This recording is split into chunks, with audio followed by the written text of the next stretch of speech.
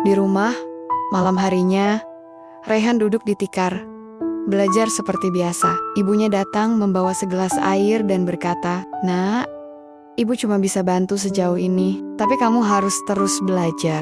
Nanti kamu bisa bantu orang lain juga." Raihan mengangguk. Dalam hati, ia berjanji, "Suatu hari, aku akan membuat orang melihat bukan sepatu yang kupakai, tapi langkah yang kuambil." Assalamualaikum warahmatullahi wabarakatuh.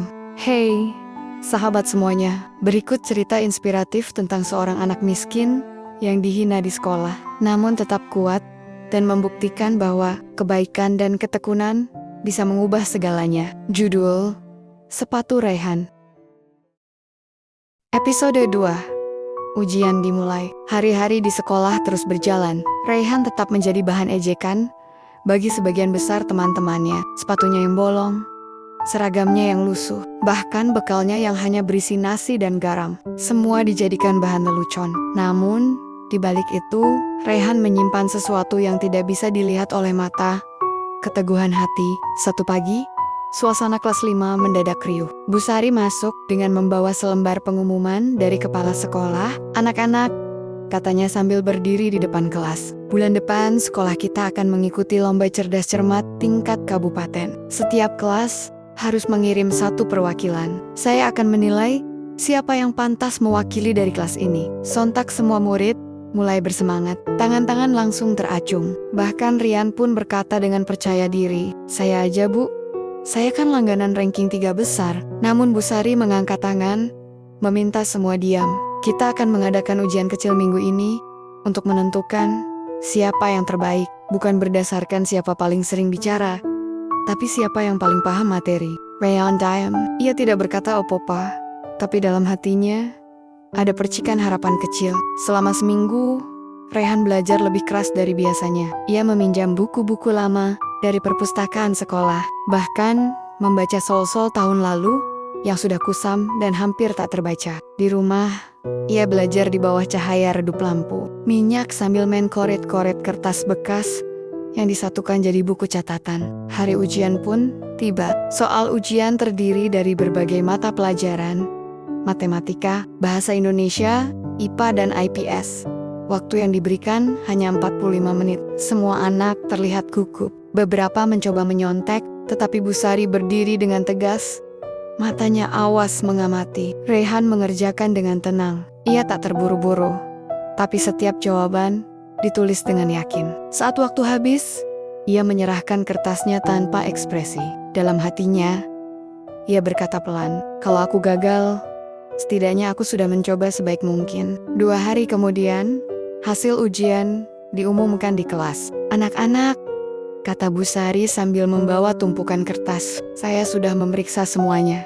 Dan yang akan mewakili kelas kita di lomba cerdas cermat adalah..." Seluruh kelas menahan napas. Rian sudah bersandar santai di kursinya, yakin akan dipanggil. Raihan. Ruangan seketika hening. Beberapa anak saling memandang. Rian mendadak menoleh ke arah Raihan dengan kaget. "Apa? Masa anak kampung itu bisa ngalahin aku?" Bu Sari tersenyum. "Nilainya paling tinggi, hampir sempurna." Rian berdiri dari kursinya. Pasti Bu Sari sengaja pilih dia karena kasihan. Kelas mendadak gaduh, tapi Bu Sari mengetuk papan tulis. "Diam, ini hasil murni. Kalau kamu tidak bisa menerima, artinya kamu belum siap kalah dengan terhormat."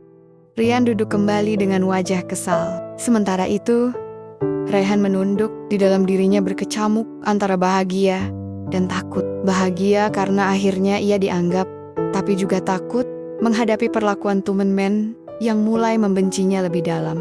Hari demi hari, Raihan mulai berlatih untuk lomba. Ia dibimbing langsung oleh Bu Sari setiap sore. Materi demi materi ia pelajari.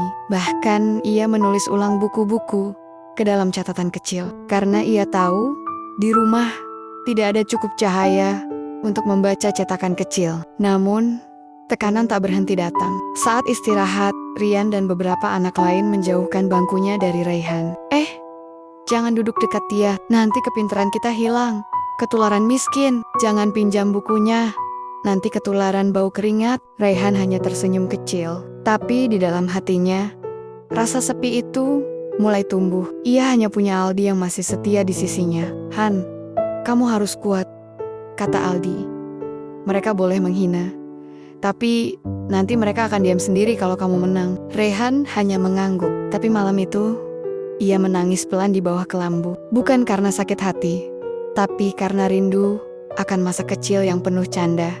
Sebelum dunia tahu apa itu status sosial. Seminggu sebelum lomba, Bu Sari memanggil Rehan ke ruang guru. Ibu tahu kamu sedang tertekan, Rehan. Tapi ingat, kamu di sini bukan untuk balas dendam. Kamu di sini karena pantas. Rehan mengangguk. Saya nggak ingin membuat mereka malu, Bu. Saya cuma ingin buktikan kalau saya bisa. Bu Sari tersenyum haru. Dan itu cukup. Kamu sudah menang. Bahkan sebelum lomba dimulai, hari perlombaan pun semakin dekat. Sekolah mengadakan upacara khusus untuk memberi semangat pada siswa yang akan bertanding. Kepala sekolah berdiri di atas podium, lalu berkata, anak yang mewakili SD kita tahun ini adalah anak yang luar biasa. Ia tak hanya cerdas, tapi juga rendah hati. Mari kita beri semangat untuk Rehan. Semua murid bertepuk tangan. Sebagian terpaksa. Rehan maju ke depan. Kali ini, meski jantungnya berdetak keras, ia tidak menunduk. Ia berdiri tegak dengan sepatu bolongnya yang kini mengandung makna. Aku tidak perlu sepatu baru untuk melangkah lebih jauh. Aku hanya butuh keyakinan dan keberanian.